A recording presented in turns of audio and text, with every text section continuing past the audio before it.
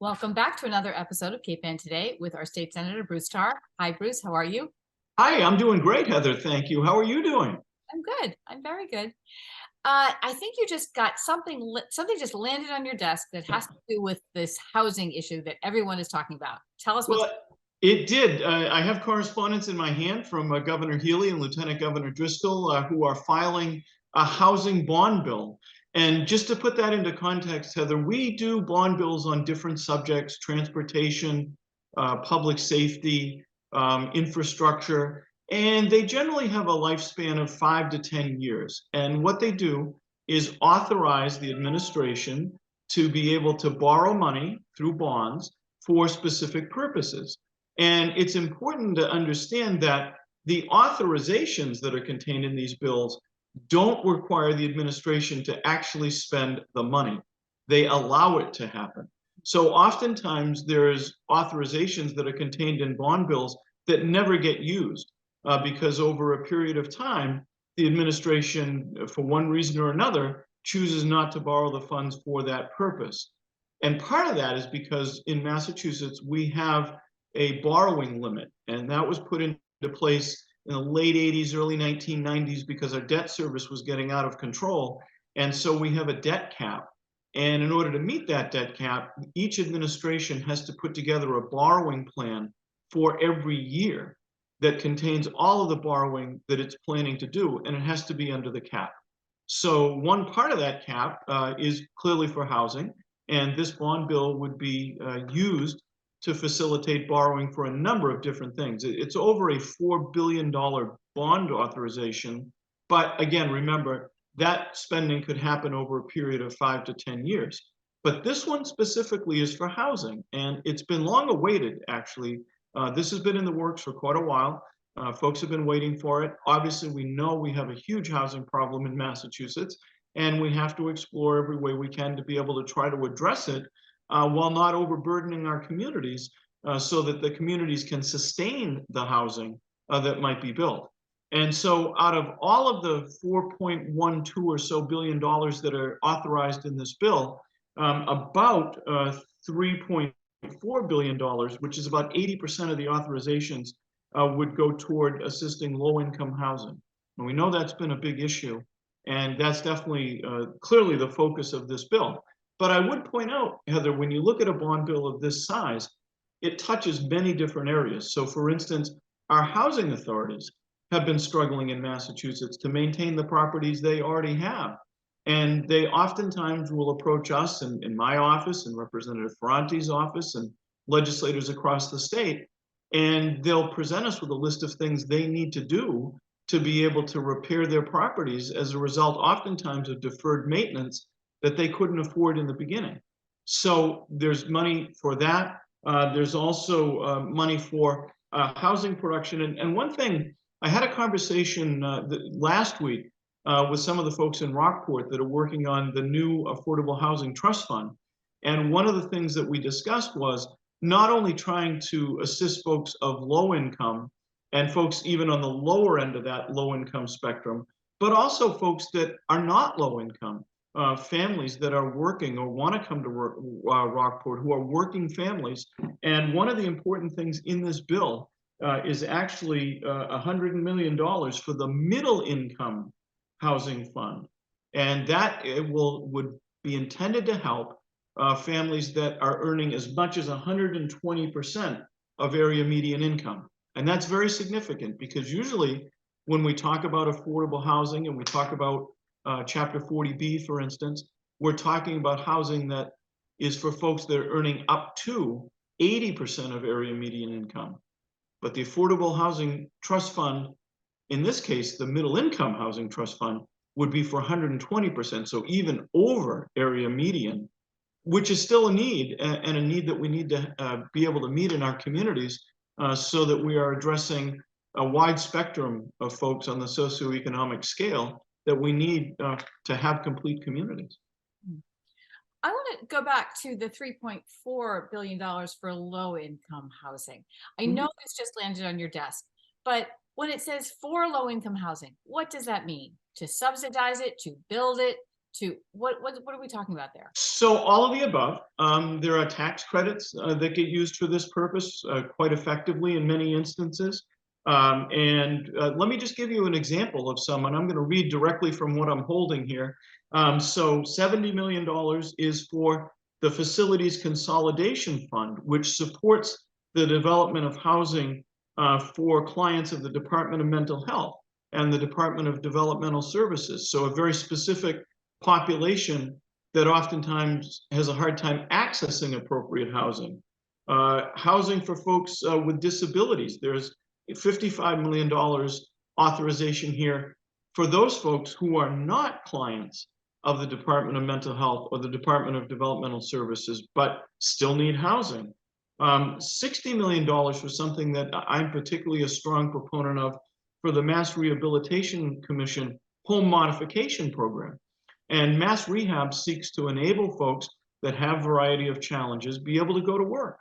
But oftentimes they need modifications to their home to do that. But the good news is with these kinds of funds, they can stay in their own home, whether it be a wheelchair ramp or in extreme cases, something like an elevator. But there are all kinds of modifications that can keep someone in their home and enable them to work.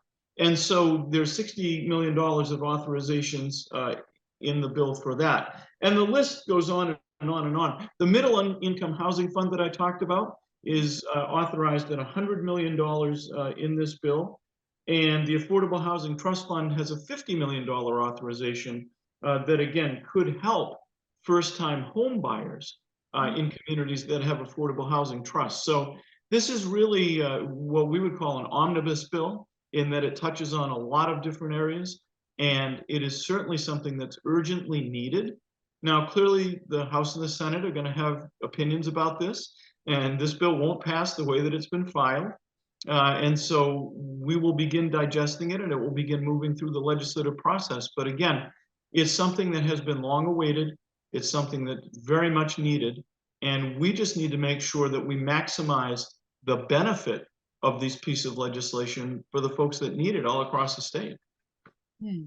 Well, let's transition to the state transparency bill that you're working on. Did I say that right? Yes. So one of the things that has been afoot on Beacon Hill for a while and is finally coming to fruition is the notion that in order to achieve pay equity across the board, we need to make sure that information about salary ranges is made available to folks that are applying for jobs.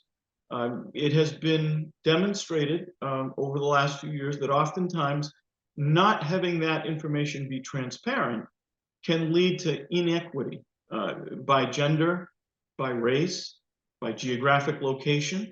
Because if folks don't know what the salary range is, they can't know if the salary they're being offered is competitive. And so this is a bill that has taken a lot of work. The Senate is going to take it up on Thursday. The House did it last week. And it's important to understand, Heather, that it has two different thresholds. So for employers with 100 or more employees, everything in the bill applies, including reporting requirements. There are reports on the demographics and wages of employees that larger employers have to submit to the federal government. And this bill requires them also to be sent to the Secretary of State, presumably so that they could be made public, so that we can all understand what's happening with regard to the specifics, not by individual, but by trend and by category for people in Massachusetts. And then what does apply also across the board is the requirement that the pay range, and it's a range, it's not a specific amount, be disclosed to someone who is a candidate for hiring or a promotion. And that also applies to employers with 25 or more employees as the bill is written. There may be some movement to try to change that when we take the bill up on Thursday. It's unclear at this point. But what is clear is that there is consensus around moving forward with this idea. And I would point out that we've received a fair amount of correspondence from people on Cape Ann who are supportive of this idea. And I am pleased to be working on this to be able to move the bill forward. Again, things can always be perfected, changes can always be made, but there is consensus that we should do something of this nature. And I will predict on Thursday, which is tomorrow. For folks who are probably going to be watching this next week, so this may be old news by then. It may have already passed, but I will predict, and here's my opportunity to look clairvoyant, I will predict that you will read in the news that this bill has passed. And it really is important. And Heather, it's one of those things that sounds basic, Mhm. but it really can have a powerful impact. Mm. No, I think it sounds like one of those things I thought, why can't you know what the range is? And I thought, oh, well, I guess we never will. It seemed like something that could never happen. So I think it's a brilliant idea, actually, and probably pretty transformational. And to be fair, a lot of job postings do include the salary range, but many don't. And Mm. so this is about standardizing that and making sure everyone has access to that information. And the bill includes penalties for not disclosing that information, which is important to make sure that everyone complies. But clearly, I would suggest it's an idea whose time has come, not today, but it came a long time ago. And hopefully we're going to be able to act on it. Well, so what else are you working on? What will happen next week? So one final point, Heather, on this bill is that some folks have called and said to me, well, what if someone has a different skill set or a different experience? They should be paid differently than someone who doesn't have those things. And my response is that's why we used a range, so that the range can account for those things, but at least you know what the brackets are for the salary. Yeah, S- and I was just So man in that bracket. Yeah. Yeah. So we're going to take this up, and then next week we are going to probably take up a couple of additional bills. The Ways and Means Committee is looking at things that might want to report out. Again, these are bills that there's a batch of them that in many cases we've acted on before in the Senate, but they haven't made it all the way through the process. So we're looking through those to see a couple that we want to prioritize, but we will be in session next Thursday as well and be taking up a couple of those things. And certainly would love to talk to you about those when we have a clear course of action. Right. Well, I will talk to your people about that. Okay. And Heather, I have to point out, I'm very curious about the set of drums that I see in the background. And I'm wondering if Cape Ann Today is going to be like some of the talk shows late night where there's going to be a band in the future, Paul Schaefer or somebody of that nature. There's certainly a lot of people on Cape Ann that could do it. And I think it would be wonderful. Well, you just wait for that moment. It might be on its way. We're going to have a theme song, Cape Ann Today theme song, and the live band right there. Yeah, next week. I look forward to it. All right. I will talk to you next week. Thank you. Thanks, Heather. We'll see you then.